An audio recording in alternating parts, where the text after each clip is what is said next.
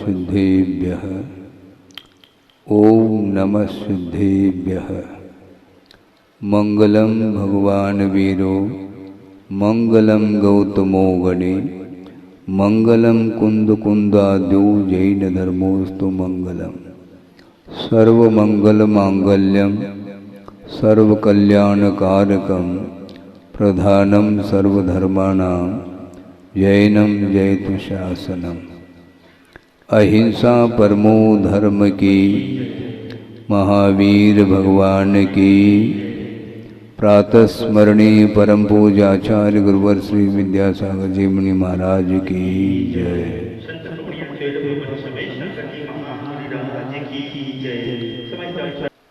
श्रावणवदी प्रतिपदा इसी तिथि पर 66 सागर तक 66 दिन तक जो दिव्य ध्वनि नहीं खिरी थी, दिव्य ध्वनि खिरी है। इस प्रकार ये चर्चा का विषय है। और क्यों नहीं खिरी थी, इसका स्पष्टीकरण आपके सामने रखा था कि गणधर परमेष्टि के उपस्थिति नहीं होने के कारण दिव्य ध्वनि नहीं खिरी। सामान्य रूप से वस्तु तत्व का बोध होना अलग वस्तु है। सम्यक ज्ञान चारों गति में पाया जा सकता है, क्योंकि सम्यक की उत्पत्ति चारों गति में होती है और उस सम्यक ज्ञान के माध्यम से वस्तु का बोध हो सकता है, इसमें कोई संदेह नहीं। किंतु वस्तु तत्व की जो विराटता है, जो गूढ़ता है, जो सूक्ष्मता है, उसका स्पष्टीकरण करने के लिए गणधर परमेष्टि की आवश्यकता पड़ती है। द्वादशांग की रचना गणधर परमेष्टि ही करते हैं। वे श्रुत केवली माने जाते हैं। श्रुत केवली अन्य भी हो सकते हैं समोशरण में, किंतु गणधर पद ये अपने आप में सर्वोच्च पद माना जाता है। और भी प्रतिगणधरों की भी व्यवस्था होती है, वो अलग है, किंतु जो प्रमुख गणधर के रूप में स्वीकार करते हैं गौतम स्वामी के लिए।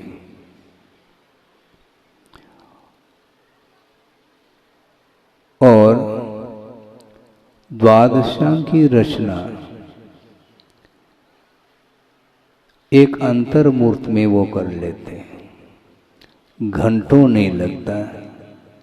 द्वादशांग का पाठ भी अंतर्मूर्त में हो जाता है। और उस द्वादशांग में सारा का सारा जो वर्णन आता है, 7 तत्वों की अपेक्षा से, 9 पदार्थों की अपेक्षा से, 6 द्रव्यों की अपेक्षा से, 5 अस्तिकाय की अपेक्षा से, वो सारा का सारा विषय द्वादशांग में समाहित हो जाता है। गुरुदेव ने कई बार प्रसंग के अनुरूप ये बात रखी है कि केवल ज्ञान के सामने जो द्वादशांग रूप आगम है वह एक बूंद के समान है, ऐसा कहा। आप सुन रहे हैं? केवल ज्ञान के सामने द्वादशांगात्मक जो आगम है, द्रव्यागम है, वह एक बूंद के समान है। गुरुदेव ने उपमा दी थी कि वर्तमान में जैन सिद्धांत प्रवेशिका आप लोगों ने पढ़ी हो, गोपाल दास जी बरैया पंडित जी हुए, उन्होंने उसका निर्माण किया। और वह जैन सिद्धांत प्रवेशिका षटखंड आगम के सामने बूंद के समान है। उसी प्रकार द्वादशांग के सामने षटखंड आगम भी बूंद के समान है। और द्वादशांग पूरा पूरा जो सकल श्रुत है वह केवल ज्ञान के सामने वो बूंद के समान है।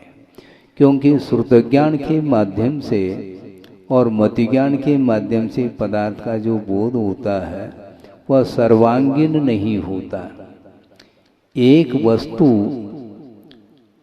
जो अनेकांतात्मक है, अनेकांत का स्वरूप क्या है इसको भी हम संक्षेप से समझते हैं। और यह पंक्ति आगम में मिलती है कि अनेके अंताः धर्माः यस्मिन् वस्तुनि वर्तन्ते स अनेकांत। जिस वस्तु में अनेक अंत, अंत का अर्थ यहाँ पर अंत नहीं लेना, अंत का अर्थ धर्म लिया है। अनेक धर्म जिसमें समाहित हो, जिस वस्तु में वह वस्तु अनेकांतात्मक हुआ करती है। सामान्य विशेषात्मकम वस्तु, इस प्रकार वस्तु की परिभाषा भी मिलती है।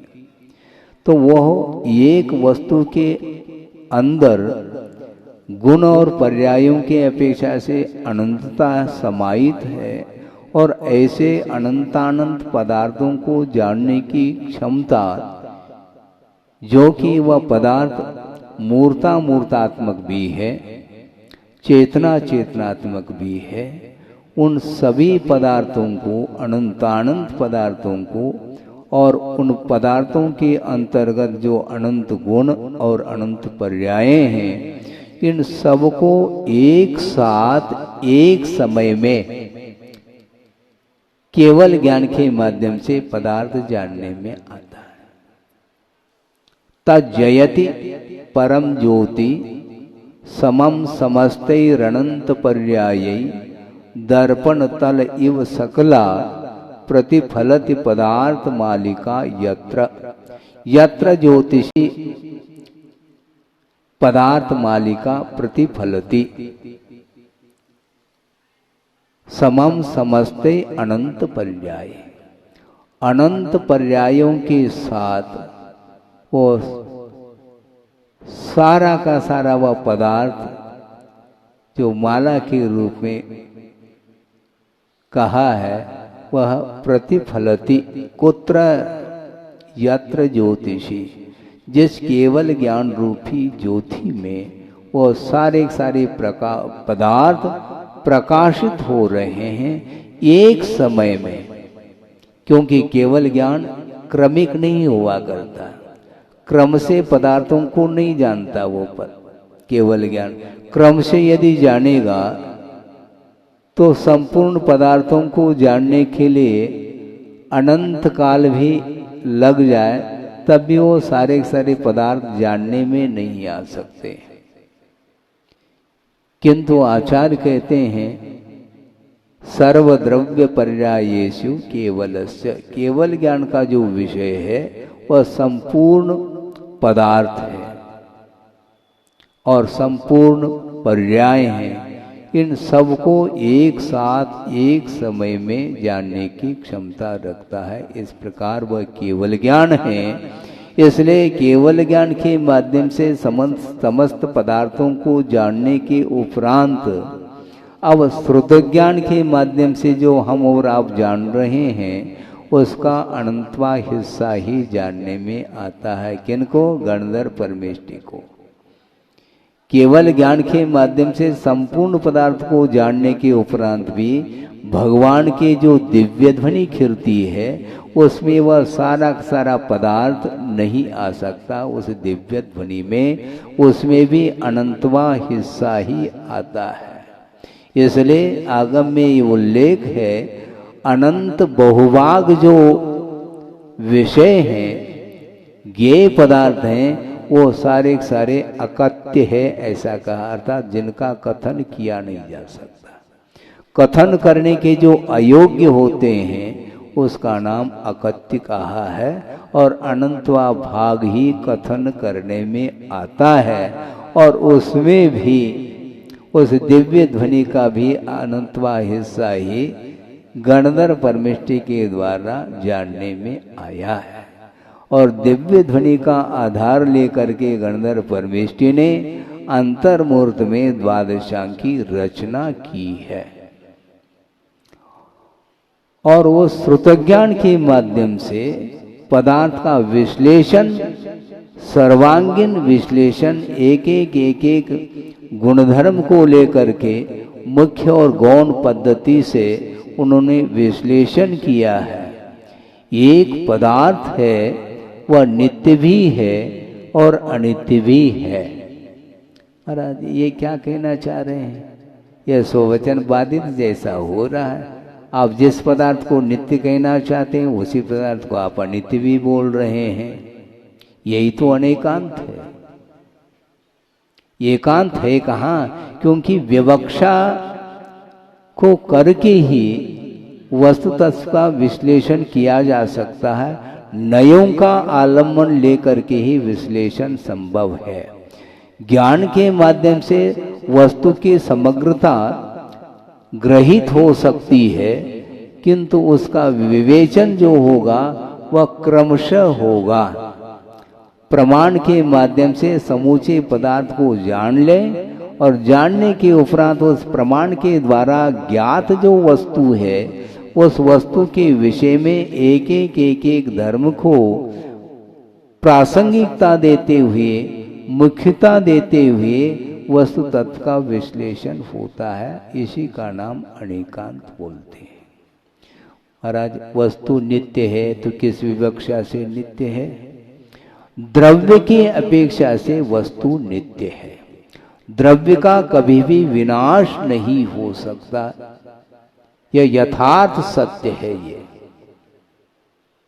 और गुरुदेव ने कई बार ये कहा है श्रमणों के लिए कि देखो वस्तु हमेशा बनी रहती है, अविनश्वर है। इसलिए वस्तु तत्व का जब चिंतन करते हैं, द्रव्य को विवक्षा बना करके जब चिंतन करते हैं तो भय समाप्त हो जाता है। क्यों? जो वस्तु मिटेगी नहीं तो डर किस बात को लेकर के होगा? न मे मृत्यु कुतो भीति। मेरी मृत्यु संभव नहीं, मेरा विनाश संभव नहीं, तो डर किसको लेकर के होगा? न मे मृत्यु कुतो भीति, न मे व्याधि कुतो व्यथा, नाहम बालो न वृद्धो हम न युवैता निपुद्गले। न बालक हूं, न युवा हूं, न वृद्ध हूं। ये जितने भी पर्याय हैं ये सारे सारे पौद्गलिक पर्याय हैं।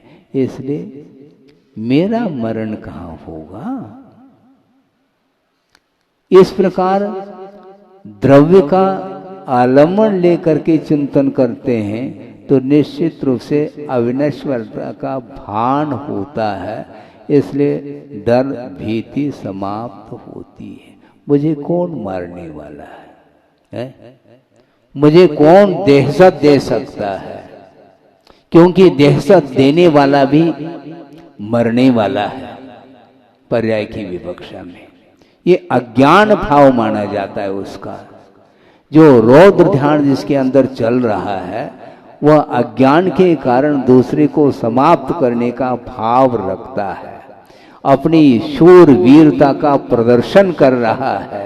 किंतु आचार्य कहते हैं, आगमकार कहते हैं, तुम्हारा इस प्रकार का प्रदर्शन करना किसी भी काम का नहीं है। हाँ, क्योंकि पर्याय की विवक्षा में प्रति समय पदार्थ नष्ट होता चला जा रहा है। तरंग की भांति है, सरोवर में तरंगे लहरें उत्पन्न होती रहती हैं और एक क्षण में विलीन हो जाती हैं। उसी प्रकार प्रत्येक वस्तु पर्याय की विवक्षा से, पर्याय का अर्थ अवस्था विशेष का नाम पर्याय है, उस अवस्था विशेष की अपेक्षा को लेकर के प्रति समय पदार्थ मिट रहा है। तुम कौन होते हो मिटाने वाले? वो स्वयं मिट रहा है और मिटाने का भाव रखते ये अज्ञान का परिणाम है। आक्रमण हो जाता है, पर चक्र का आक्रमण। हाँ ठीक है, करते रहो। एक दूसरे के ऊपर आक्रमण करने की ये आदत है, ये अज्ञान का परिणाम है, मोह की परिणति के कारण इस प्रकार हो रहा है, उसे ज्ञात नहीं है, लेकिन करता है वो इस प्रकार। किंतु आचार्य कहते हैं ये वस्तु व्यवस्था है, इसलिए पर्याय का आलम्बन लेकर के चिंतन करते हैं तो क्या होगा? द्रव्य का आलम्बन लेकर के चिंतन करते हैं तो भीति समाप्त हो गई, क्योंकि द्रव्य अविनश्वर है। किंतु अवस्था विशेष को लेकर के चिंतन करते हैं तो क्या होगा? तो आचार्य कहते हैं वैराग्य उत्पन्न होगा निश्चित रूप से, क्योंकि पदार्थ जब विनाशशील है, नष्ट होने वाला है, तो मैं इसका भोक्ता कैसा हो सकता हूँ, मैं इसका कर्ता कैसा हो सकता हूँ, मैं इसका स्वामी कैसा बन सकता हूँ? संभव नहीं है। फिर भी अज्ञान के कारण छोटे छोटे निमित्तों को लेकर के कर्तृत्व, स्वामित्व और भोक्तृत्व बुद्धि को लेकर के संघर्ष करना प्रारंभ करता है संसारी प्राणी। उसको बोध नहीं है। बोध देने के उपरांत में वह उस बोध के प्रति उपेक्षा की दृष्टि रखता है।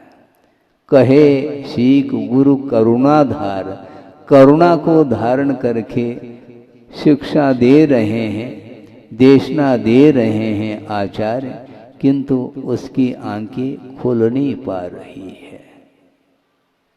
मोह का अंधकार छाया हुआ है चारों ओर, वह ज्ञान का प्रकाश काम नहीं करता उसके लिए। वैराग्य धारण करना चाहो तो निरंतर पर्याय को लेकर के चिंतन करना चाहिए। इस प्रकार गुरुदेव का हर पल उपदेश रहता है। और कुंद स्वामी ने स्पष्ट शब्दों में कहा है, समय समय विनसदे उभयम। उभय का अर्थ दोनों, भोग्य पदार्थ और भोक्ता, ये दोनों मिट रहे हैं प्रतिक्षण। फिर भी भोक्तृत्व भाव बना रखता है, मैं इसका भोक्ता हूं। षटखंड अधिपति, हाँ रखो तुम अधिपति है। तीन लोग के नाथ हैं, उनका ये कहना है ये तीन लोग अपने आप में स्वतंत्रता को लेकर के है, मैं इसका स्वामी नहीं हो सकता। आप उनके लिए कह रहे हैं आप तीन लोग के नाथ, किंतु वो तीन लोग के नाथ को वो स्वीकार करते नहीं भगवान। ये आपकी भक्ति के कारण इस प्रकार कुछ शब्द आपके मुख से निकल रहे हैं। भगवान को आपने भगवान के रूप में स्वीकार किया है। भगवान से बढ़कर के तीन लोक में कोई व्यक्तित्व नहीं है तीर्थंकर के अलावा। इस प्रकार एक भक्त की भक्ति है, किंतु सिद्धांत ये कहता है, भगवान इस प्रकार कह रहे हैं सिद्धांत की दृष्टि से, कोई भी किसी का स्वामी नहीं हो सकता। यदि होता है तो स्वयं का ही स्वयं स्वामी होता है, पर का नहीं हो सकता। सम्यक दृष्टि होने के उपरांत भी पर पदार्थ के प्रति स्वामित्व बुद्धि रखता है, तभी तो षटखंड अधिपति मैं हूं, इस प्रकार वह चक्रवर्ती सोच रहा है। कितने 60,000 वर्ष हैं? 60,000 वर्ष तक वो दिग्विजय करने के लिए निकले और अंत में उन्हें विजय मिलता है। किंतु ये ध्यान रखो, एक और मेंबर है, उनको भी जीतना होगा। वो कौन है? अपना अनुज, छोटा भाई बाहुबली। तुम भाई के रूप में मुझे देखते हो तो मैं तुम्हारे चरण स्पर्श करने के लिए तैयार हूं, किंतु तुम चक्रवर्ती के रूप में मेरे सामने आओगे तो नहीं आ पाओगे, क्योंकि मेरे पास भी अधिकार है। जिस प्रकार सभी को जीत लिया तुमने, उस प्रकार मुझे भी जीतना पड़ेगा ना। जीतो,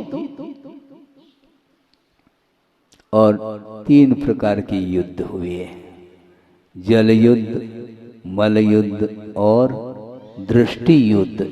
और इन तीनों युद्धों में चक्रवर्ती जो अग्रज कहलाते हैं हार गए हैं। मल युद्ध में उनको सीधा अपनी बाहुओं के बल पर ऊपर आसमान को दिखाया, किंतु ये ध्यान रखो उनके अंदर विवेक था, उन्होंने छोड़ा नहीं, आसमान से धीरे से उतार दिया। और सारी जनता के बीच में यह दृश्य देख करके वह चक्रवर्ती क्या महसूस करता होगा। इतना इंसल्ट,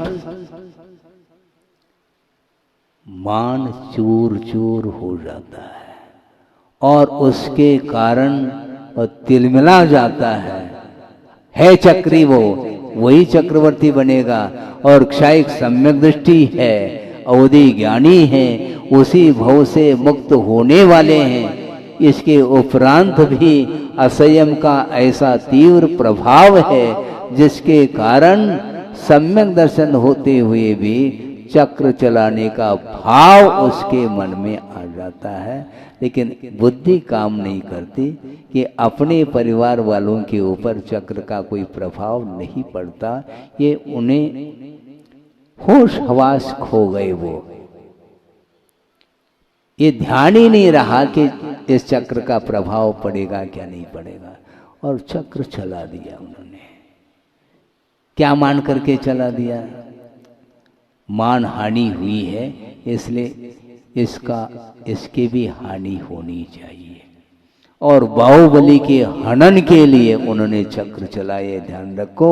इसी को बोलते हैं रौद्र ध्यान। रौद्र ध्यान कितने भेद हैं उसके? हिंसानंद, मृषानंद, चौर्यानंद, परिग्रहानंद, किंतु स्वरूपानंद नहीं है, ध्यान रखो। सुन रहे हैं आप? हैं? सुन रहे हैं? 4 प्रकार के आनंद आ गए। हिंसा, झूठ, चोरी और परिग्रह, इनमें आनंद का अनुभव कर रहा है, किंतु उसे स्वरूप का आनंद नहीं आ सकता। इसी को बोलते हैं आचार अज्ञान का यह फल है। हालांकि उसके पास सम्यक दर्शन है, श्रद्धान है वस्तु तत्व के ऊपर, इसके उपरांत भी असंयम के कारण वह इस प्रकार वह कर रहा है और चक्री हार गया। इसके उपरांत बाहुबली को भी वैराग्य हो गया। अब तुम ये बनो चक्री, मुझे कोई आवश्यकता नहीं, यह वैभव इसका स्वामी तुम हो, मैं नहीं हो सकता, तुम बने रहो। और वो निकल गए। वस्तुतः ये अज्ञान है, इसके उपरांत भी बात समझ में नहीं आती मैं क्या बोल रहा हूं।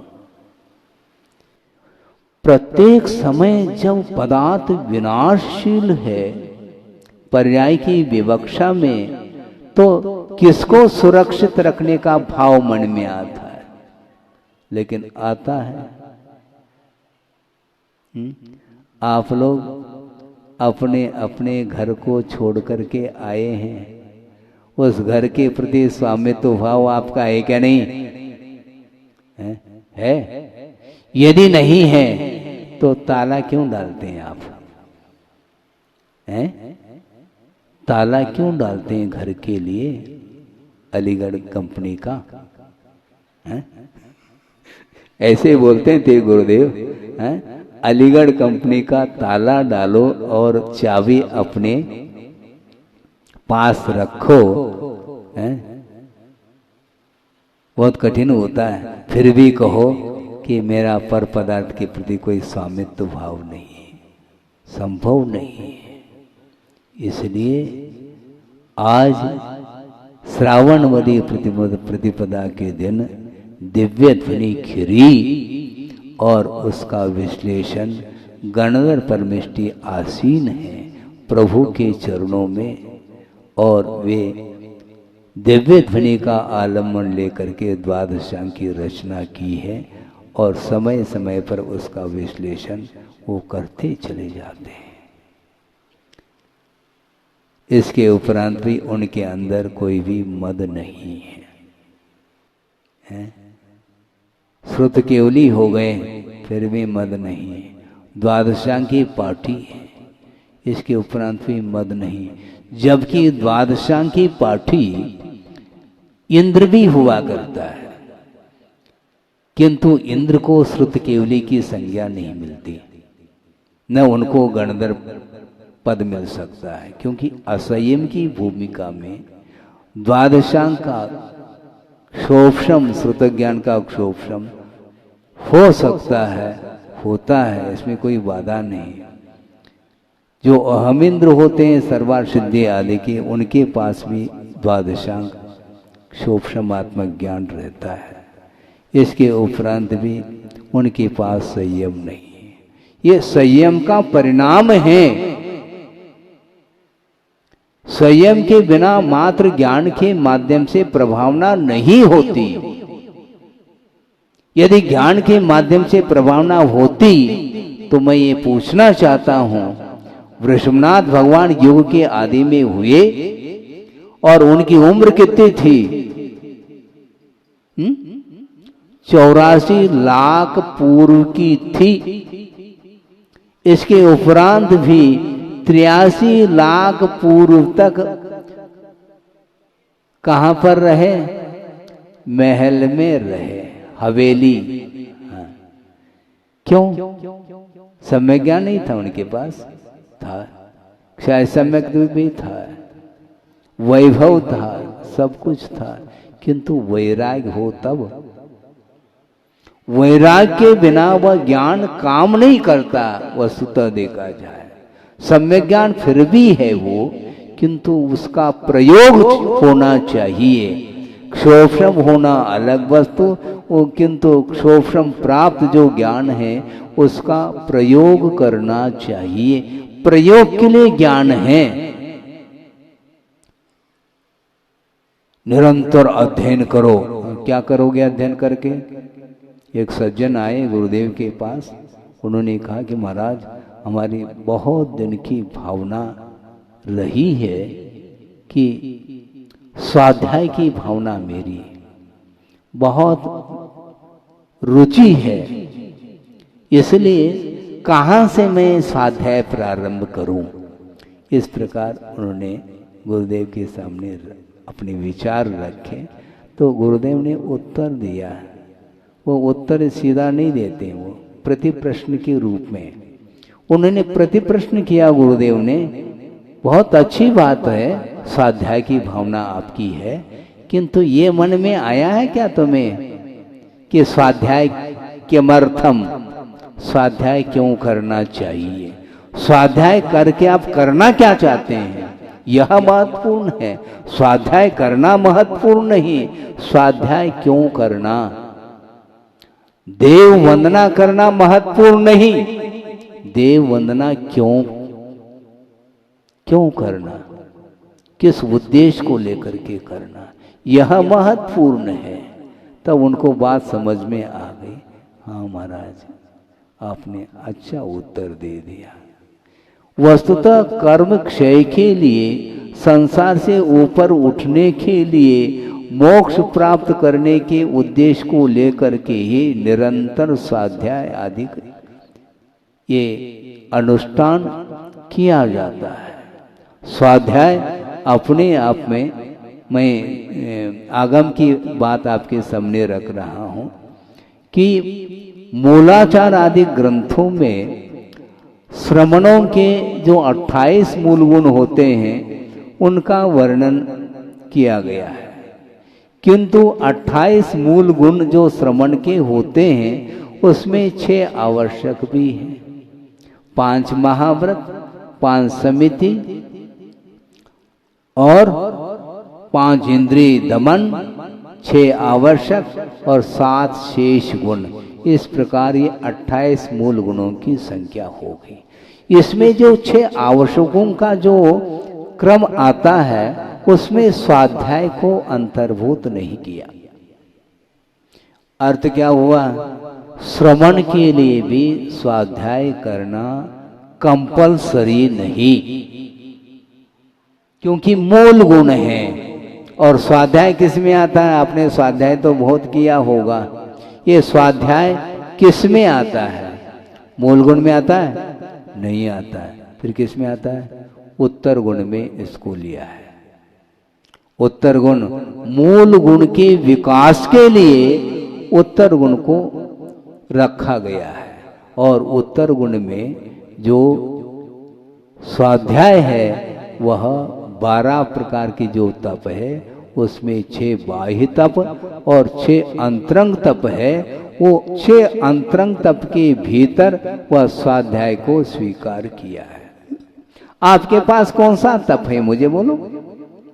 आपके पास कौन सा गुण है? 28 गुण मूल गुण है जो कंपलसरी नहीं है, तो ऑप्शनल सब्जेक्ट उस और क्यों ध्यान जा रहा है आपका? स्वाध्यायम परमम तप, स्वाध्यायम परमम तप, ये कहा है ना महाराज? कहा तो है, किसके लिए कहा है? वस्तुतः श्रावक के लिए, श्रावक की योग्य जो चर्या है उस चर्या का पालन तो न करे और सुबह होते ही समय सार का स्वाध्याय करना प्रारंभ कर दे, तो आचार्य कहते हैं ये ठीक नहीं है। क्योंकि तुम श्रावक हो, श्रावक के योग्य जो आवश्यक हैं धर्म उनका पालन करना चाहिए। मूलाचार के बिना, यानी मूलाचार के अनुरूप चर्या का अनुपालन किए बिना जो समय सार का स्वाध्याय करता है वह श्रवण के लिए भी योग्य नहीं है। पहले आचार्य कहते हैं मूलाचार के अनुरूप चर्या का पालन करो, दीक्षित हो जाओ, दिगंबरत्व को अंगीकार करो, और दिगंबरत्व को अंगीकार कर लिया। मूलाचार के अनुरूप चर्या का पालन करते करते काफी समय हो गया, हाँ ठीक है, अब मूलाचार रटो नहीं बार बार, अब समय सार की ओर आ जाओ। हाँ, क्योंकि केवल ज्ञान यदि तुम प्राप्त करना चाहते हो तो साक्षात केवल ज्ञान के लिए यदि कोई कारण है तो वह शुद्धोपयोग है, और उस शुद्धोपयोग को प्राप्त करने के लिए समय सार का स्वाद लेना चाहिए। और गृहस्थ अवस्था में न शुद्धोपयोग है, न रत्नत्रय है, कुछ भी नहीं है, फिर भी वह रात दिन समय सार की चर्चा करता है। निषेध नहीं कर रहा हूं, किंतु वस्तुतः जो नर्सरी का छात्र है, सुन रहे हैं आप, नर्सरी का छात्र है अथवा LKG UKG में है अथवा फर्स्ट में पहुंच गया है, फर्स्ट पोजीशन से नहीं, पहली कक्षा में पहुंचा है, तो उसके हाथ में यदि यमे की किताब दे दिया जाए अच्छा लगता है? महाराज पढ़ लेगा ना वो भी, क्योंकि वो भी ABCD जानता है, वर्णमाला अल्फाबेट उसको भी तो आता है, पहली कक्षा में पहुंचा है तो अ अनार का ये सब जानता है वो। इस प्रकार यमी के कक्षा में भी और क्या है, उसमें भी तो किताब में अ आ ई ऊ ये स्वर ही तो मिलेंगे, हैं 14 स्वर और 33 व्यंजन, इसके माध्यम से तो वह किताब बनी है, इसलिए पढ़ने लग जाए ठीक नहीं। अक्षर पढ़ना अलग वस्तु, उसका जो मीनिंग है, अर्थ है, उस अर्थ को लगाना बहुत कठिन होता है। इसलिए एक एक कक्षा को पार करता हुआ वह यमी की कक्षा में पहुंच जाता है। उसी प्रकार श्रावक को भी ये चाहिए कि सर्वप्रथम अष्टमूल गुणों का पालन करे, इसके बाद धीरे धीरे श्रावकाचार के अनुरूप अनुव्रतों का, प्रतिमाओं का भी पालन करने के लिए पुरुषार्थ करे, क्योंकि श्रावक की यही भूमिका है। और श्रवण की भूमिका में मूलाचार और मूलाचार के उपरांत समय सार का स्वाध्याय वो करता है। तो ऐसी स्थिति में पर वस्तु के प्रति स्वामित्व भाव संभव नहीं है श्रवण के लिए, किंतु श्रवण की भूमिका से जो नीचे है वह हमेशा पर वस्तु के प्रति स्वामित्व भाव रखता है, अपनी शूरवीरता का वह प्रदर्शन करता है, किंतु श्रमण बनने के उपरांत आचार्य कहते हैं शूरवीरता की आवश्यकता नहीं। अब वीर रस की कोई आवश्यकता नहीं, अध्यात्म रस की आवश्यकता है। प्रवचनों में कई बार गुरुदेव ने कहा हमें शास्त्रार्थ नहीं करना है, शास्त्राभ्यास करना है। सुन रहे? मुझे किसी के साथ संघर्ष नहीं करना। सामने वाला यह शत्रु है, इसके ऊपर प्रहार करो, गलत बात है। कर्मों के ऊपर प्रहार करने के लिए अवसर है, इसलिए ध्यान रूपी खड्ग को लेकर के मोहनी कर्म को पछाड़ा जाता है, उसको परास्त किया जाता है। इसको बोलते हैं श्रमणता, श्रामण्य बोलते हैं इसको। ये सब छोड़ करके, जो छोड़ करके आए हैं उसी को बार बार दोहराता है, तो फिर वह कभी भी उसका जीवन विकसित नहीं हो सकता। श्रमण पद को अंगीकार करने के उपरांत भी अतीत की ओर जिसकी दृष्टि जाती है और बार बार सामने वाले के प्रति परास्त करने का भाव यदि आता है, तो आचार्य कहते हैं देखो ये दुर्लभ जो अवसर है तुम खो रहे हो। धर्म ध्यान बहुत दुर्लभ है, ये ध्यान रखना है। आचार्य ये कहना चाहते हैं मुझे आप लोगों को ध्यान सिखाने की आवश्यकता नहीं समझता। फिर कैसे ध्यान करेंगे महाराज? आप ध्यानी हैं। अच्छा, हम भी ध्यानी हाँ है। धर्म ध्यान कमजोर हो सकता है, लेकिन आध्यान रोध ध्यान बहुत बलवान है। वो अनंत काल से वो छूट ही नहीं पा रहा है। प्रति समय संसारी प्राणी आर ध्यान रोध ध्यान में डूबा हुआ है, इसलिए उससे ऊपर उठाने के लिए आचार्य कहते हैं कम से कम तुम धर्म ध्यान का स्वरूप समझना चाहो तो धर्म ध्यान का स्वरूप ना समझो, किंतु एक बार आर ध्यान रौद्र ध्यान का स्वरूप पकड़ में आना चाहिए। क्योंकि आर ध्यान रौद्र ध्यान संसार के लिए हेतुभूत है और धर्म ध्यान सुकुल ध्यान मोक्ष के लिए कारण है, ऐसा कहा है। तो इसलिए यह स्वर्णिम अवसर है, मनुष्य पर्याय मिली है, इसके माध्यम से वह मोक्ष तक पहुंच सकता है। मनुष्य गति एक ऐसी गति है जिस गति से वह पुनः मनुष्य गति को भी प्राप्त कर सकता है और मनुष्य से देवगति को भी प्राप्त कर सकता है, नारकी भी हो सकता है, तिर्यंच भी बन सकता है, एक इंद्रिय आदि क्षुद्र पर्याय को भी प्राप्त कर सकता है और चाहो तो मोक्ष को भी प्राप्त कर सकता है, एज यू लाइक। इससे ज्यादा हम क्या कह सकते हैं? आपकी जो मर्जी, हमारी कोई अर्जी नहीं है इसमें, आपकी मर्जी के पर। क्योंकि संसारी प्राणी का जो अनंत काल व्यतीत हुआ है वह अपने रुचि के अनुरूप ही हुआ है, रुचिवत विधिवत नहीं। आगम के अनुरूप वह नहीं सोच पा रहा है, अपने पास दिमाग है, इसलिए हमेशा वह शास्त्र को साइड में रख करके अपने दिमाग के माध्यम से वह सोचना प्रारंभ करता है। किंतु आचार्य कहते हैं दिमाग को थोड़ा सा ठंडा बनाए रखो, आगम के आधार से कुछ सोचोगे समझोगे तो निश्चित रूप से आंखें खुल सकती है, किंतु होता नहीं है। ऐसा क्यों होता है मत पूछो, यह स्वभाव है संसारी प्राणी का। ये मोह अथवा कषाय करना स्वभाव जैसा हो गया उसका। हाँ। कदम कदम पर वह कषाय कर लेता है, कदम कदम पर तीव्रता आ जाती है, अग्नि प्रज्वलित होती है क्रोधाग्नि, किंतु शांत नहीं कर सकता। क्यों? क्षमा भाव हो तो शांत करे। क्रोधाग्नि को समाप्त करना है तो क्षमा रूपी नीर का प्रयोग करना है, जल का प्रयोग करना है।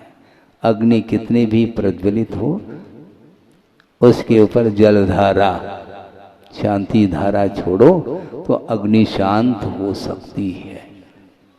नहीं तो नहीं होगी। और वह क्रोधाग्नि इतनी प्रज्वलित होती है, वो इस प्रकार क्रोध का स्वभाव प्रकृति है, उसकी तासीर है कि वह क्रोध भवांतर तक नहीं छोड़ता। एक भव की तो बात अलग है, किसी के साथ अनमन हो गया, संघर्ष हो गया तो बस कोर्ट कचहरी, मुकदमे चलते रहते हैं, सालों चलते रहते हैं। ये एक भव की बात हो गई, किंतु यह क्रोधाग्नि यह शत्रुता मोल ले लेता है, भवांतर तक ले जाता है, तुम्हें छोड़ूंगा नहीं। एक प्रसंग सुना रहा हूं जो गुरुदेव ने सुनाया था। दो व्यक्ति के बीच में संघर्ष हो जाता है और दोनों संघर्ष के कारण क्रोध रूपी अग्नि में झुलस रहे हैं, किंतु एक व्यक्ति के अंदर कुछ ही क्षण पश्चात वह आपे में आ गया। कल परसों भी कहा था ना हमने, आपे में नहीं रहते कभी कभी पिताजी, तो बेटा नहीं जाता उनके पास। तो संघर्ष के कारण, क्रोध के कारण वो आपे में दोनों नहीं रहे, किंतु कुछ क्षण के पश्चात एक का क्रोध शांत होने लगा और इतना शांत हुआ कि वह पश्चाताप कर रहा है, हे भगवान हमने क्रोध तो किया, भयंकर क्रोध का उदय हुआ, किंतु हमने बड़ा अनर्थ किया, अब नहीं करना चाहिए भूल करके भी। और वह क्या करता है, सब छोड़ दिया, वैराग्य हो गया और जा करके मुनि बन जाता है। और मुनि बन करके अतीत के जितने भी कृत्य थे उन कृत्यों को वह बार बार याद करता है, हे भगवान हमने इस प्रकार के अनर्थ किए हैं असंयम की भूमिका में, अब मैं भूल करके भी इस प्रकार का भाव किसी के प्रति नहीं रखूंगा।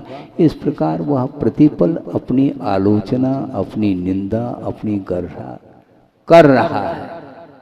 पापिष्टेन मैं पापी हूँ, दुरात्मना मैं दुरात्मा हूँ, मैं मायावी हूँ, मैं लोभी हूँ। इस प्रकार वह अपने आप को टाइटल दे रहा है, कोई दूसरा नहीं दे रहा है, स्वयं के लिए स्वयं ही टाइटल देता चला जा रहा है श्रमण बन करके। और कालांतर में ये दशा होती है कि वह आत्म साधना करके मुक्त हो जाता है, लेकिन जो दूसरा पक्ष है वो अभी भी उसकी आंखें लाल लाल सुर्ख हो रही है, वो ढूंढ रहा है। अभी तक मेरे सामने से प्रतिदिन गुजरता था, कई दिन हुए हैं मिल ही नहीं रहा हूं, अब रिपोर्ट करना चाहिए। करो तुम, वो तो सिद्ध बन गए हैं। कोर्ट में जाकर के, थाने में जाकर के रिपोर्ट कर देना चाहिए, FIR दर्ज करते रहो तुम। इस प्रकार उसके भाव निरंतर और जो है क्रूरता के भाव और बढ़ते चले गए, बढ़ते चले गए, बढ़ते चले गए। किंतु ये तो साधना के माध्यम से पहुंच चुके हैं, लोक के अग्रभाग पर पहुंच चुके हैं। तुम ढूंढते रहो। हाँ, कार्यालय में जहाँ कहीं भी हो उनको फोटो दे दो, ये इस प्रकार की इनकी फोटो है, इनकी इतनी उम्र है, ये आदि आदि पूरा परिचय दे दो कार्यालय में जा करके। हर व्यक्ति के पास मान है, सम्मान चाहता है, इसलिए अभिमान रखता है। किंतु आचार्य कहते हैं अभिमान घातक सिद्ध होता है, किंतु स्वाभिमान, क्या सुन रहे हैं, अभिमान और स्वाभिमान में बड़ा अंतर है। और कोई स्वाभिमान की ओट में अभिमान करने लग जाए तो गलत बात है। अभिमान का अर्थ मद है, गर्व है, अहंकार है, किंतु स्वाभिमान का अर्थ क्या है उसको समझो, 2 मिनट में समझाता हूं। स्वाभिमान का अर्थ होता है दीनहीनता का अभाव। क्या? अभिमान में तो अहंकार पड़ रहा है, किंतु स्वाभिमान में दीनहीनता का अभाव, याचक वृत्ति का अभाव। याचना परिचय विजय प्राप्त करता है। वो जो स्वाभिमानी होता है वो कभी भी एक एक पाई पाई के लिए हाथ नहीं पसारता वो किसी के सामने।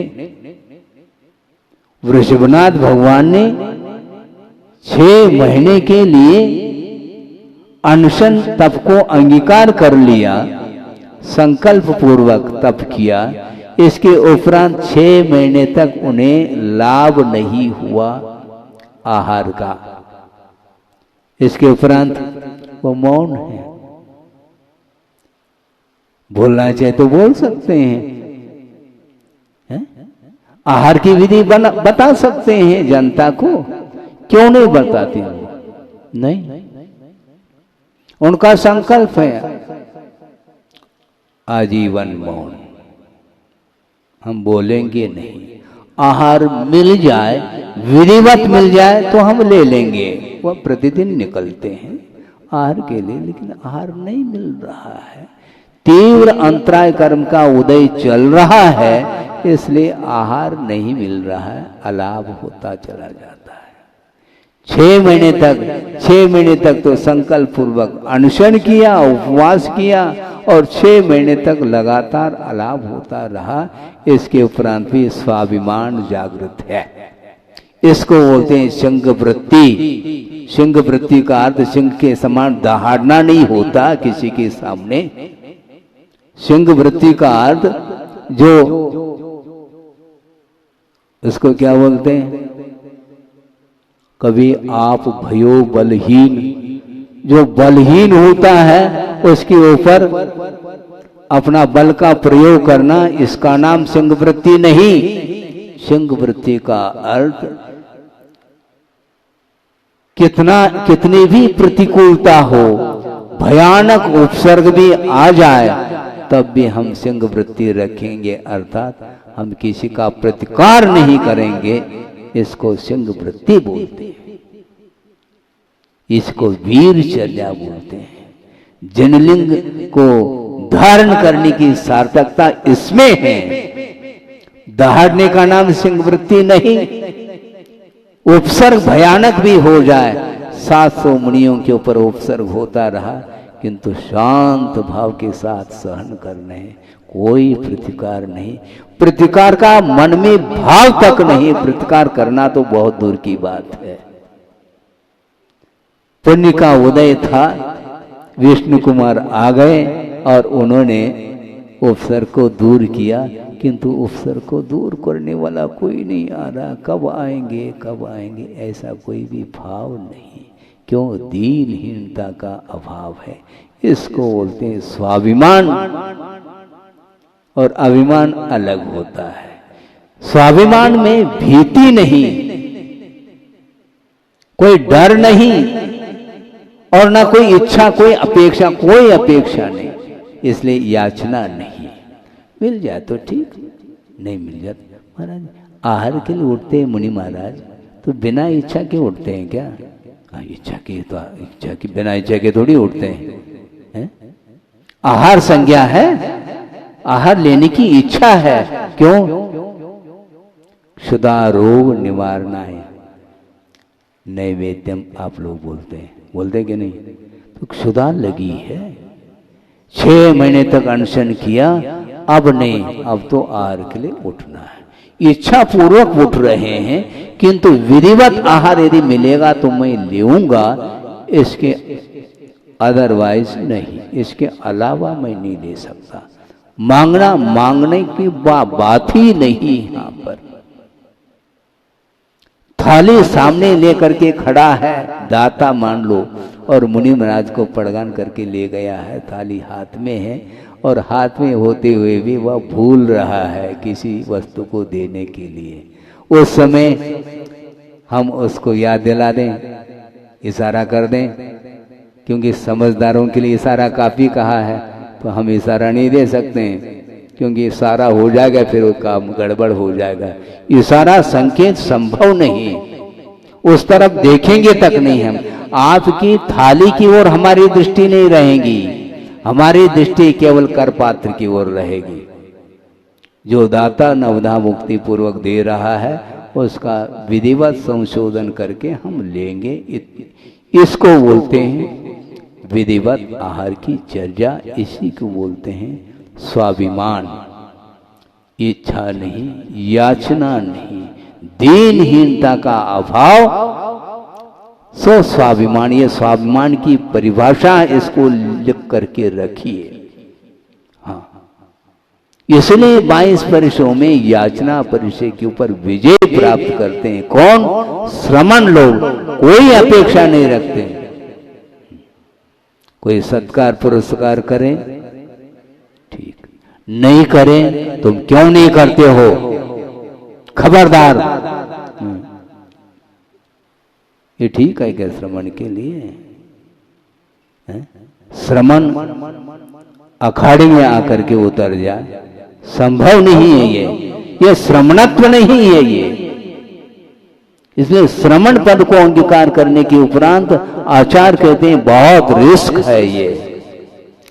श्रमण पद को अंगीकार किए बिना यदि मान लो गृहस्थ अवस्था में यदि कोई पाप का अर्जन होता है तो वह धर्म क्षेत्र में वह बहुत जल्दी समाप्त हो सकता है, वह पाप धुल सकता है। किंतु धर्म क्षेत्रे कृतम पापम वज्रलेपो भविष्यति कहते हैं। अन्य क्षेत्रे कृतम पापम धर्म क्षेत्रे विनश्यति। अन्य गृहस्थ आश्रम में जो कुछ भी पाप किया गया है, पाप का अर्जन हुआ है, वह धर्म की आराधना करते समय वह धुल जाता है, नष्ट हो जाता है। किंतु धार्मिक क्षेत्र में कदम रखने के उपरांत यदि मान लो वह पाप करता है तो वह वज्र लेपो भविष्यति कहा। अलर्ट हो जाइए आप। हाँ, इसलिए कुंद कुंद जैसे श्रमण और अपने गुरुदेव बार बार श्रमण के लिए सचेत कर रहे हैं। श्रमण पद को अंगीकार किया है तुमने, ये ध्यान रखो, लेकिन सावधानी के साथ चलना है। इधर उधर देखते हुए, इधर उधर बातें करते हुए नहीं चलना, अलर्ट होकर के चलो। 5 समिति है, पालन करो। भाषा समिति का पालन करो। कठोर वचनों का प्रयोग, कर्कश वचनों का प्रयोग, असभ्य वचनों का प्रयोग, नहीं बोलने योग्य वचनों का प्रयोग, ये श्रमण के लिए शोभनीय नहीं। हाँ, इसीलिए श्रमण पद को अंगीकार करना सरल है क्या है? सरल तो है, किंतु पालन करना बहुत कठिन होता है। इसलिए 2 पंक्ति हमने ब्रह्मचारियों के माध्यम से सुनी थी। ये सामने जो छुल्लक बैठे हैं, ये ब्रह्मचर्य अवस्था में गुरुदेव के दर्शन हेतु गए थे और उन्होंने 2 पंक्ति इनके सामने रखी, कम से कम ध्यान आ जाए। उन्होंने ये कहा, मोक्ष मार्ग जटिल तो है किंतु कुटिल नहीं। फिर से दोहराएं, मोक्ष मार्ग जटिल तो है किंतु कुटिल नहीं है, क्योंकि मोक्ष मार्ग में भी यदि कुटिलाई आ जाएगी तो वह स्खलित हो जाएगा। मोक्ष मार्ग उसका टिक नहीं पाएगा। इसलिए कभी भी भूल करके भी छोड़ी हुई वस्तु, त्यक्त पदार्थ के प्रति स्वामित्व का भाव कभी भी नहीं आना चाहिए, स्वप्न में भी। क्योंकि स्वामित्व का भाव आ गया तो परिग्रह संज्ञा आ गई, और परिग्रह का अर्थ मूर्छा होता है, और वह परिग्रह पतन के लिए कारण माना है। समस्त पापों में यदि कोई अनर्थकारी यदि कोई पाप है तो वह परिग्रह को स्वीकार किया है। इसलिए निष्परिग्रही जो श्रमण होता है वो कभी भी निरंतर धर्म ध्यान के अलावा वो कुछ नहीं करता। शुक्ल ध्यान संभव नहीं है, कोई बाधा नहीं, किंतु धर्म ध्यान से हमें च्युत नहीं होना चाहिए। बड़े बड़े परिचय और उपसर्ग भी आ जाए तो उसको सामना करते हुए अहंकार भाव को छोड़ करके, दीनहीन भाव को छोड़ करके, अभिमान को छोड़ करके एकमात्र साम्य भाव में लीन होता है तो वह श्रमणत्व उसका निखर करके आता है और उसके लिए अत्यल्प काल में उसको केवल ज्ञान की उपलब्धि होगी। केवल ज्ञान को प्राप्त करने के लिए साधना बताई गई है और इस पथ पर आरूढ़ होकर के पुनः मुड़ मुड़ करके पीछे की ओर देखता है तो कभी भी वह मोक्ष मार्ग बहुत लंबा चौड़ा है, समय आपका हो रहा है, ज़्यादा समय लेना उपयुक्त नहीं समझता हूँ, किंतु वीर शासन जयंती के दिन गणधर परमेष्ठी ने जो देशना दी है, अद्भुत देशना है, उनकी देशना के सामने हम क्या दे पाएंगे? अपने पास है कहाँ देने के लिए? थोड़ा सा है नहीं अपने पास ज्ञान और उछलने लगे हम, बैठे बैठे तारे तोड़ने लगे, खड़े होकर के भी नहीं, हाँ बैठे बैठे इतना अहंकार आ गया, ठीक नहीं। क्योंकि अहंकार के माध्यम से, मद के माध्यम से सम्यक दर्शन मलिन होता है और सम्यक दर्शन हो तो मलिन होगा, यदि सम्यक दर्शन नहीं है तो मलिन क्या होगा? सुन रहे हैं क्या? नहीं, सम्यक दर्शन हो तो मलिन होगा, यदि नहीं है तो मलिन क्या होगा? मिथ्या दर्शन तो मलिन हमेशा रहता है? मिथ्या दर्शन में निर्मल मिथ्या दर्शन ऐसा होता क्या है? भद्रता आसक्ति है, भद्र मिथ्या दृष्टि, ऐसा उपयोग तो किया शब्दों का, किंतु निर्मल मिथ्या दृष्टि, अरे वो मिथ्या तो हमेशा कलुषित भाव को लेकर के ही रहता है। इसलिए मैं इतना ही पर्याप्त समझता हूँ कि दिव्य ध्वनि सुन करके भगवान करके जात वैर जिसको बोलते हैं, जन्म जात जिसके अंदर वैर है, भाव है, क्रूरता है, इसके उपरांत में समूह शरण में प्रवेश करते ही वह परस्पर का वैर भाव समाप्त हो जाता है। सोचो, जिनको आप पशु बोल रहे हैं, तिर्यंच बोल रहे हैं, किंतु उनका वैर भाव भी जब समाप्त हो रहा है, ये किसका प्रभाव है? ज्ञान का नहीं है, ध्यान रखो, यह संयम का प्रभाव है, यह समता का प्रभाव है, ये निर्मल रत्नत्र की आराधना का प्रभाव है। रत्नत्र की आराधना के फलस्वरूप केवल ज्ञान को जिन्होंने प्राप्त कर लिया, ऐसे वीर प्रभु के समूह शरण में 12 सभाएं लगी हैं और उसमें तिर्यंच भी बैठे हुए हैं, शांति के साथ सुन रहे हैं। आप ही सुन रहे हैं ऐसा नहीं, वो तिर्यंच हो करके भी वैर भाव को छोड़ करके सरलता के साथ सुन रहे हैं। उनके अंदर तो वक्रता बनी रहती है, किंतु वीतरागता का इतना जबरदस्त प्रभाव पड़ जाता है, अपने वैर को वो भूल जाते हैं और नेवला और सर्प एक स्थान पर है, गाय और व्याघ्र एक स्थान पर है। ये सब क्या है? यहाँ पर मिल करके आत्मीयता के साथ परस्पर में वार्ता नहीं हो पा रही है, तो वहाँ पर कितना प्रभाव पड़ रहा है? ये सारा प्रभाव यह वीतरागता का है, जिनलिंग का प्रभाव है। इसलिए जिनलिंग के माध्यम से उन्होंने जो प्रभावना असंख्य जीवों की कल्याण के लिए वो निमित्त हुए वीर प्रभु, और वो धन्य है उनका जीवन। बार बार उनकी स्तुति, उनकी वंदना हम करते हैं। अपने शेष जीवन को भी हम अहंकार से कोसों दूर रहते हुए एकमात्र उस वीतराग धर्म की आराधना करते रहें, जिसके माध्यम से कल्याण हो सकता है, होता है।